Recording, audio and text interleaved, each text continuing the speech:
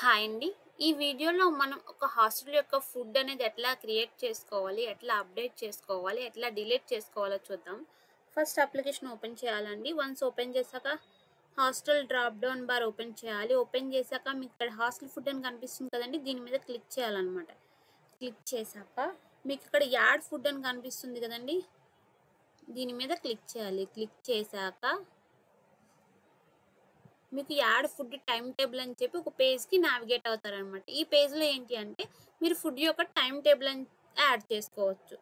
First day select చేసుకోవాలన్నమాట. నేను Monday తీసుకుంటున్నా. బ్రేక్ఫాస్ట్ ఉప్మా ఇస్తున్నా.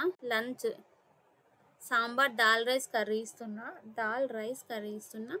డిన్నర్ చపాతీ అండ్ కర్రీ ఇస్తున్నా. వన్స్ ఇవన్నీ ఫిల్ చేసుకున్నాక మీకు సబ్మిట్ బటన్ కనిపిస్తుంది కదండి, దీని మీద క్లిక్ చేయాలన్నమాట. చూడండి, మీల్ డేటా యాడెడ్ సక్సెస్ఫుల్లీ అని చెప్పొచ్చింది. వన్స్ మనం చెక్ చేసుకుందాము డేటా యాడ్ అయిందా లేదా అని చెప్పి. చూడండి, డేటా అనేది మనకి యాడ్ అయిందనమాట. సో ఈ విధంగా ఒక ఫుడ్ మీల్ అనేది మనం క్రియేట్ చేసుకోవాలి. లైక్ టైం టేబుల్ అనేది క్రియేట్ చేసుకోవచ్చు అనమాట, డే వైజ్. సో ఇప్పుడు టైం టేబుల్ ఎట్లా అప్డేట్ చేయాలో చూద్దాము. ఇదిగోండి, మీకు ఇక్కడ రెడ్ బటన్ కనిపిస్తుంది కదా, దీని మీద క్లిక్ చేసి నేను డే మారుస్తున్నా అండి. ట్యూస్డే ఇస్తున్నా. మీకు ఏ మోడిఫికేషన్స్ కావాలనుకుంటున్నారో ఈ ఎడిట్ ఫుడ్ డీటెయిల్స్ పేజ్ ఉంది కదండి, ఈ పేజ్లో చేసుకొని వన్స్ మీకు కావాల్సిన మోడిఫికేషన్స్ అన్నీ చేశాక మీకు ఇక్కడ అప్డేట్ బటన్ కనిపిస్తుంది కదండి, దీని మీద క్లిక్ చేయాలన్నమాట. చూడండి, మీల్ డేటా అప్డేటెడ్ సక్సెస్ఫుల్ అని చెప్పి నాకు మెసేజ్ వచ్చింది. చూడండి, ఇక్కడ మన డే కూడా చేంజ్ అయింది.